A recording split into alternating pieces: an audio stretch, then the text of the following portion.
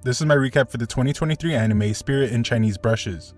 The story begins as an old sage is getting drunk because he's on the verge of death. A mysterious man arrives and offers to refine his spirit into an ink brush. The old sage jumps at the chance, taking a drink from the man's gourd and writing a poem before becoming a brush.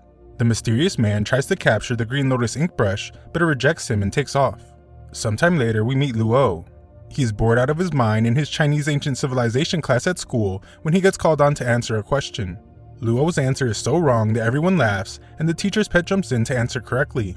This is the ultimate teacher's pet, as he insists that Luo apologize to the instructor. Luo refuses aggressively, knocking the teacher's cup off his desk, causing everyone to panic. Our boy has reflexes like Spider-Man though, and catches the cup. Luo wonders who the real fool is now, but instantly embarrasses himself when he breaks the teacher's ink brush. Luo is in big trouble as this is the teacher's favorite brush, and he is taken to the principal's office. On the way there, we learn that the teacher's pet is named Zhang, and Luo hates him because he's the kind of guy that likes to build himself up by taking other people down. At the principal's office, Zhang apologizes for things getting out of hand since he's the class monitor, but the principal completely understands. Things are completely different for Luo though, as the principal absolutely grills him and tells Luo that he should just pack his things and go home. The teacher then points out how unique and special his pineapple ink brush was, but Luo only wonders if he's going to have to pay for it. The teacher goes into the intricate details of what made it so valuable, but Luo nearly falls asleep and wishes that the old man would just give him a number for how much it will cost him. The teacher's name is Mr. Ju, and he shocks everyone when he tells Luo that he just has to find him the exact same brush and they will be even. The principal can't believe it, but Mr. Ju explains that a great teacher teaches, not punishes. He says that ink brushes have 4 virtues, so Luo will learn a lot finding a replacement. Mr. Ju will get his brush, and Luo will learn stuff, so it's a win-win. Having to find a pen is better than getting kicked out of school, so Luo agrees to do it. He would soon regret this decision though, as he has gone to 10 different flea markets without finding a single pineapple brush. Luo begins to wonder if Mr. Ju did it on purpose. Put him through the torture of having to look for the brush, only to kick him out of school when he couldn't find it. Luo manages to find a guy selling brushes, but they are all junk. The pushy salesman tries to stop him from leaving, but Luo spotted Zhang and goes after him. Luo spies on Zhang as he talks to his uncle Zhao. Zhao tells him that he doesn't have a pineapple brush in his shop, but he has sent his men to go look for one. Luo is furious at Zhang, but is ready to do what he has to do.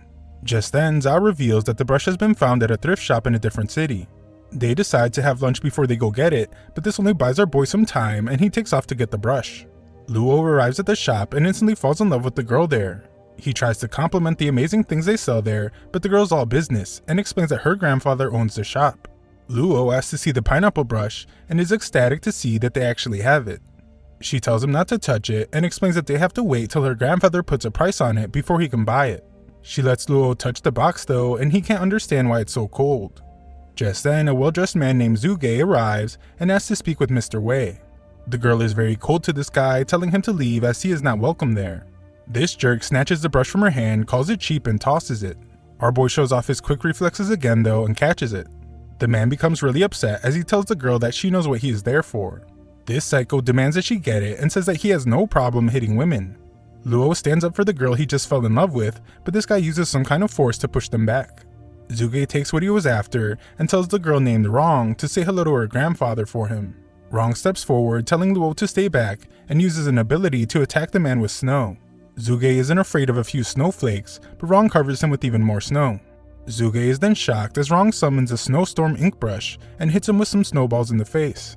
Zhuge is tired of playing games and summons his Cloud Rider ink brush.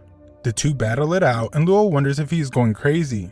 Zhuge points out that she isn't the only one with the spirit brush and warns her that she won't survive his next attack. Rong simply tells him to leave the brush he stole, but he says it would have to be over his dead body. Rong attacks him, but this just causes the brush he stole to go flying out of his package and straight into Luo's chest. Everyone is shocked and we see that something has completely changed in Luo. Zhuge tries to attack him, but he can't match Luo's new speed.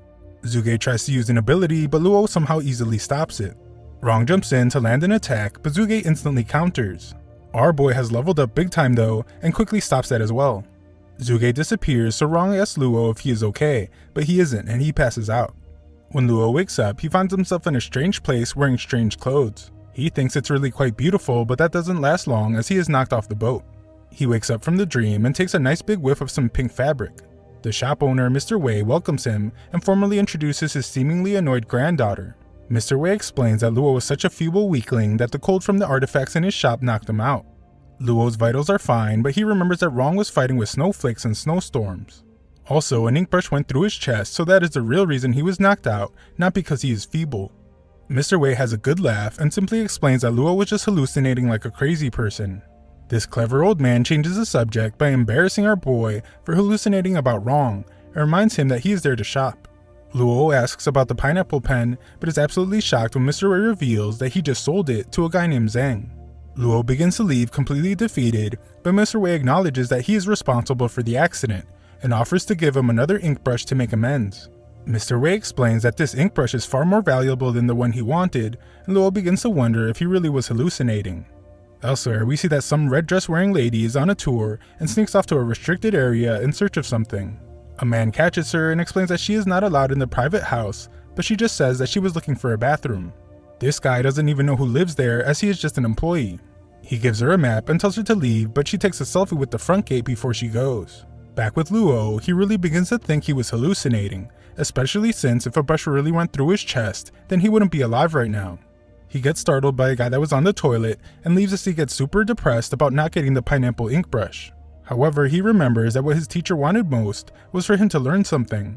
On top of that, he has an even better brush now, so there is still a chance he won't get punished. He goes to visit Mr. Ju and considers adding a sad twist to his ink brush story to get some sympathy. There, he runs into Zhang and worries that he might mess everything up. Zhang gives the pineapple pen he bought to Mr. Ju and he is very impressed. This jerk tells Luo to take notes on how to be an exceptional student, and Zhang prepares to listen to Luo's excuse for not bringing a brush. Luo has a good laugh and reveals that he actually did bring one. The box makes Mr. Ju think that the brush isn't very special, but he is absolutely stunned when he notices something about the brush Luo bought.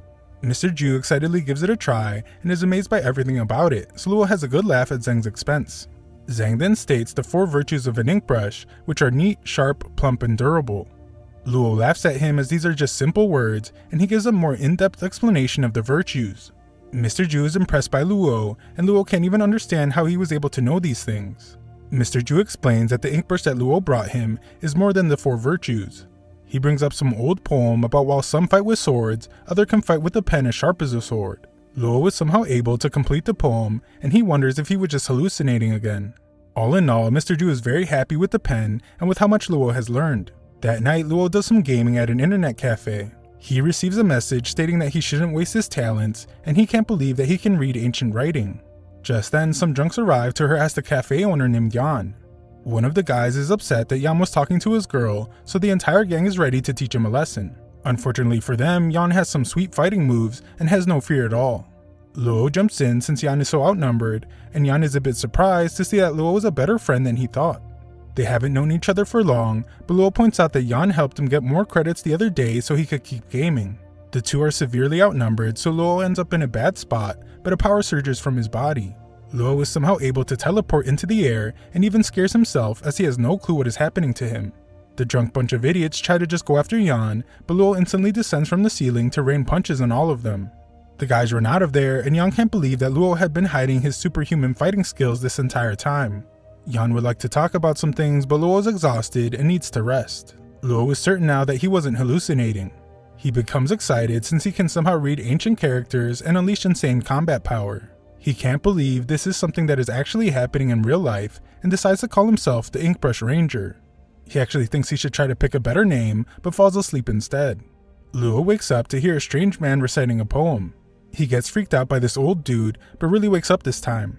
He heads home and decides that he needs to go back to the thrift shop to get some answers. Just then, he hears something calling his name and finds that it's some kind of strange monster. Luo does his best to get away, but this thing catches up to him. He calms himself down to remind himself that he has superpowers, but they don't work, and Luo begins to wonder if this will be the end of his life. Elsewhere, we get a quick look as the red dress woman breaks into the place she was kicked out of. Back with Luo, his life is about to end at the hands of some terrifying demon, and he goes through all his regrets, not yet having dated a girl or become the hero he was destined to become. Just then, the monster is covered in ice, and Luo can't believe he is still alive. Rong is the one that saved him, and she instantly wants to know where the ink brush is that they gave him. She is furious to hear that he gave it away, and lets out her anger by freezing the demon. She finishes it off, and Luo falls in love all over again. They return to the thrift shop, and Luo can't believe that someone is transforming ink brushes into monstrous puppets. Mr. Wei explains that the monsters are created by a top-notch Hu brush, which can only be countered by the coreless ink brush that they gave him. He can't believe that Luo just gave it away and explains that he wouldn't be alive right now if Rong didn't just show up to save him. Luo is quick to point out that they lied to him about everything, and the old man says that he lied to protect him. Mr. Wei explains that Luo is just an average Joe, so he should just try his best to ignore what he has seen and live a normal life. Luo is incredibly insulted to hear this and points out that he was the one that saved Rong from Zuge the other day. Luo refuses to walk away from trouble when he has these new superpowers, so Mr. Wei tells him to wait on making his decision till after he hears everything. Mr. Wei then tells a story about an unknown scribe called the Burial Owner that lived in a time where people burnt books and ended the lives of scholars. It was a time of chaos, and this man watched scholars being buried by bitter hatred. He swore not to let talent be wasted and developed a method to gather the spirits of these scholars into ink brushes. These would be called the brush spirits. The spirit inside Luo's brush is named Li Bai. This person was known as the King of Poems, so Luo wonders if that makes him the king of all brush rangers. The only problem though is that this green lotus ink brush inside Luo is not the complete one, it's just a vestige. Just then, Mr. Wei springs into action and attacks someone behind Luo. This man is named Li, and he just came to see the man that injured Zuge. Luo was completely lost, and Rong simply explains that this is the man that's trying to take his life. He is chief of the Zuge family, so he is not to be underestimated. Rong tries to attack him, but this only puts her in danger. Our brave protagonist tries to protect her, but Mr. Wei has to do it instead. The old men fight as Li states that the 7 Dukes of City Guan are his. Rong explains that those are the 7 superior long-lost brush spirits made by the Burial Owner, including the Green Lotus brush. Li wants to take the Green Lotus brush to split the ink brush from the host. To do this, he will have to eliminate the host, and that is Luo. A look at where the red dress lady was reveals a bunch of frantic guards screaming that the ink brush library has just been robbed. They want to capture the thief, but this lady is long gone. The fight between old men continues, but Mr. Wei is in really bad shape. Rong tells Luo to run and they will stall Li for a while. Things get really bad as Li is about to finish off Mr. Wei, but Luo once again shows his lightning quick reflexes and uses his new immense power to save him. Li is amazed to see the vestige inside Luo in action, but Mr. Wei tells Luo that he doesn't stand a chance against Li. Luo says that he can't back down either, but soon finds himself at the mercy of Li. Li prepares to end his life, but Mr. Wei sacrifices himself to save Luo. Mr. Wei managed to do just enough damage to force Li to retreat, but Li states that they won't be able to protect Luo for long. Thankfully, the two guys are okay, but Mr. Wei explains that this was only Li's clone, and there are many dangers ahead. They have to quickly learn how to split the brush spirit from Luo's body, but first Luo should learn how to control it. That way he can protect himself in case anything bad happens to them. Luo refuses to let them risk their lives for him anymore, but Mr. Wei points out that it was his fault that Luo got into this mess, so it's his job to protect him. Luo says that he will agree to learn how to control the brush spirit, but only if it means that he can not only protect himself, but them too. Mr. Wei agrees to train him, but he needs time to recover, so Rong volunteers to tutor him instead. Mr. Wei allows it, and Luo is just glad to see that Rong might not hate him as much as he thought. Later, Luo returns to school and gets plenty of attention for having Rong next to him. Rong takes him to a library and explains that Luo will have to memorize all the poetry Li Bai wrote. Of course, Luo dreads this as it's just like Chinese ancient civilization class all over again. He points out how stressed out she looks and tries to tell her a joke, but it misses really bad. Just then, Zheng arrives reciting poems like a jerk and introduces himself to Rong. Zheng then mocks Luo relentlessly and gets Luo so flustered that he can't even think straight. Zheng assumes that Rong is just with him out of pity. He explains that Luo is a troublemaker that almost got kicked out of school, so he urges her to stay away from him. Other students begin to join in on the insults, but Rong has heard enough. She points out that Zheng is just acting tough and he should learn how to humble himself.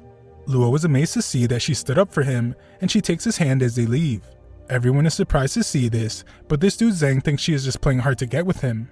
A little later, Luo is still amazed, and he wonders if this is what love is. He explains that he can visualize all the poems in his head, but he can't quite understand what they mean. Rong explains that different scholars transform into different spirits, and normally they choose someone in sync with them in nature. However, sometimes they just choose any host that is stupid like him. That's why it can't bring out the best in it. The nosy Zhang has been listening this whole time and wonders if ink brushes are real. He thinks that if he can get his hands on one, with his talent he could become famous. Thanks for watching my recap. Subscribe and ring the notification bell for future parts.